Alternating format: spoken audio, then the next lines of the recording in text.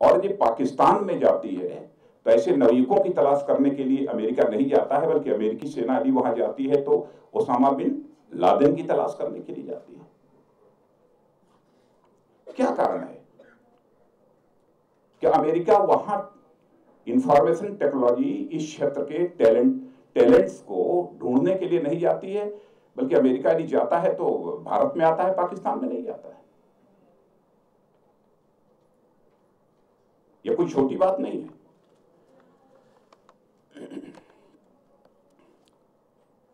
और जिस तरीके से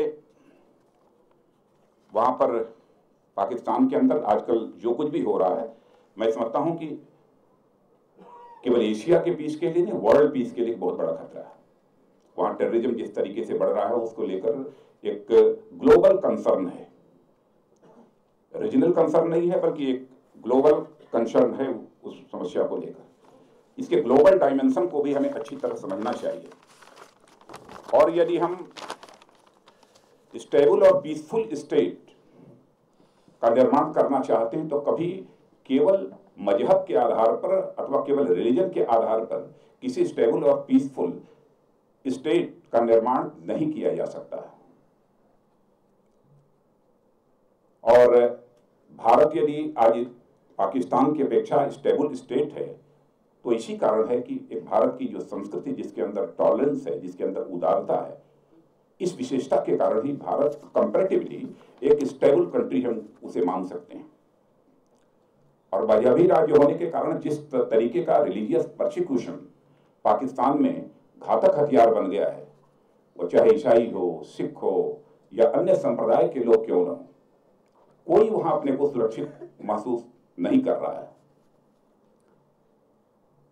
मैं आपको याद दिलाना चाहता हूं कि 1950 में एक नेहरू लियाकत एग्रीमेंट हुआ था, समझौता हुआ था, जिसमें यह बात थी कि पाकिस्तान इस बात पर राजी हो गया था कि जो भी हिंदू यहां पर पाकिस्तान में हैं, उनकी देखभाल के लिए, उनकी रक्षा के लिए भारत यदि चाहे तो वहां पर काउंसलेट बना सकता है।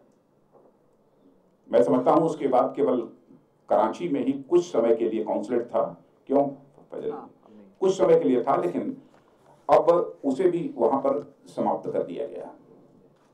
भारत को इस मामले में पाकिस्तान से पहल करनी चाहिए थी। यदि सचमुच माइनॉरिटीज के ऊपर पाकिस्तान में जैसी एट्रोसिटीज हो रही हैं, यदि उसको लेकर थोड़ी बहुत भी गवर्नमेंट ऑफ इंडिया को कंसर्न होती है तो कहता कि नहीं, वहां पर काउंसलेट्स होने चाहिए ताकि वहां की माइनॉरिटीज की जो है चिंता की जा सके।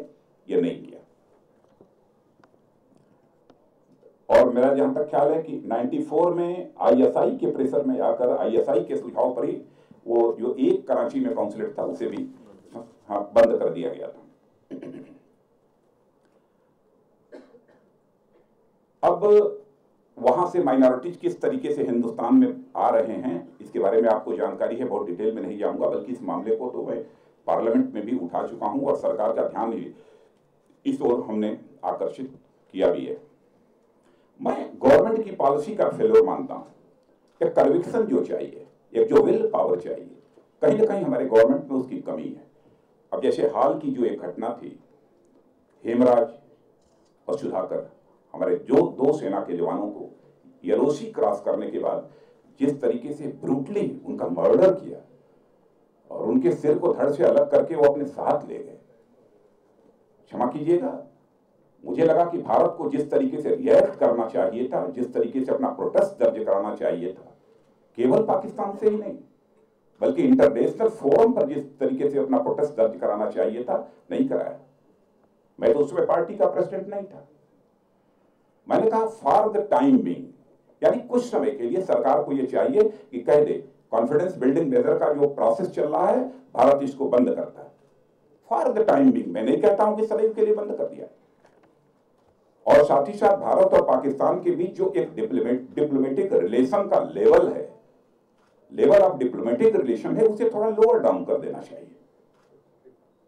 और मैंने यह भी कहा फॉर द टाइम बीइंग, मैं सदैव के लिए नहीं कह रहा हूं, फॉर द टाइम बीइंग एक बार कह देना चाहिए था। जो हमारे हाई कमिश्नर जो पाकिस्तान में, उन्हें भी तत्काल मैं वापस बुलाता हूं। लेकिन एक जो strong protest government of India को दर्ज कराना चाहिए वो नहीं करा पाई। और यदि माइनॉरिटीज पाकिस्तान में सुरक्षित नहीं है तो मैं केवल पाकिस्तान को इसके लिए जिम्मेदार नहीं मानता हूं, बल्कि भारत सरकार को भी इसके लिए जिम्मेदार मानता हूं। इसी कारण जो है माइनॉरिटीज वहां पर सुरक्षित नहीं है। क्यों नहीं हो? 120 करोड़ की पॉपुलेशन का हमारा देश और एक छोटा सा देश जो कि अपना ही था कभी। पाकिस्तान हमारा पड़ोसी देश है। आप भी के पड़ोस में जो होगा, एक चैन की जिंदगी जीने के लिए आप अपने पड़ोसी के साथ बेहतर रिश्ते बनाकर रखते हो। हम भी पाकिस्तान के साथ एक अच्छे रिलेशन बनाकर रखना चाहते हैं, बेहतर संबंध बनाकर रखना चाहते हैं। लेकिन पाकिस्तान को जिस तरीके से रिस्पॉन्ड करना चाहिए, पाकिस्तान ने कभी भी उस तरीके से रिस्पॉन्ड नहीं किया है। जनरल मुशर्रफ के बारे में भी आपने सुना, क्या हुआ? कारगिल की लड़ाई के पहले 11 किलोमीटर भारत की सीमा में प्रवेश कर गए और भारत आने के बाद जिस समय अटल जी की और उनकी बातचीत हो रही थी, क्या क्या बातें उन्होंने कही। जैसे लगता था कि कारगिल का जो युद्ध हुआ है वो पूरी तरह से भारत ही उसके लिए दोषी है। मैं ज्यादा न कहते हुए मैं अपनी बात को समअप करना चाहता हूं, क्योंकि ये बहुत ही लंबा विषय है।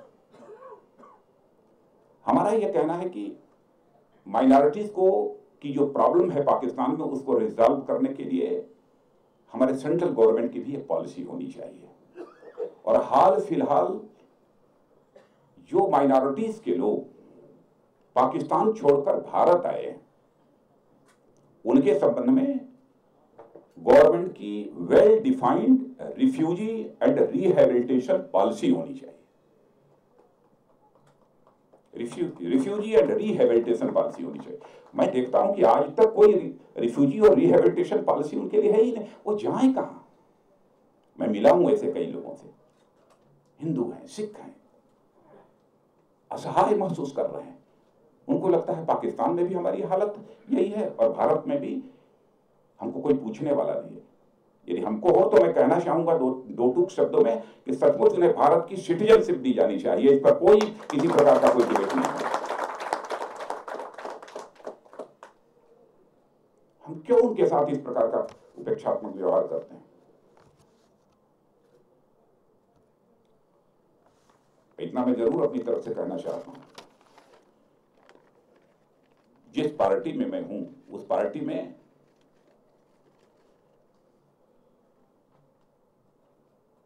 इफेक्टिव रोल पार्टी प्रेसिडेंट हूं, इसलिए मैं कह सकता हूं कि यदि हमारी गवर्नमेंट बनेगी तो निश्चित रूप से इस प्रॉब्लम को रिजॉल्व करने के लिए जो भी फर्क होगा हम करेंगे। हम इस इशू को लाइटली नहीं लेंगे। हम इस बात की चिंता नहीं करेंगे कि इंटरनेशनल फोरम पर हमारे संबंध में क्या कहा जाएगा, क्या सुना जाएगा। हम इसकी चिंता नहीं करेंगे। मानवता, उदारता, सहिष्णुता, यह जो हमारी संस्कृति की विशेषताएं हैं, स्पेशलिटीज हैं, इनका ध्यान रखते हुए जो कुछ भी करना पड़ेगा हम करेंगे। और साथ ही साथ इंटरनेशनल कम्युनिटी में भी इस मुद्दे को जिस प्रभावी तरीके से उठाना चाहिए, अथवा सारी इंटरनेशनल कम्युनिटीज का कॉग्निजेंस ले, इसके लिए जो इफेक्टिव रोल प्ले करना चाहिए हम निश्चित रूप से करेंगे। राकेश जी, आपको बहुत बहुत धन्यवाद इससे इंडिया पॉलिसी फाउंडेशन में आमंत्रित करने के लिए। Thank you very much.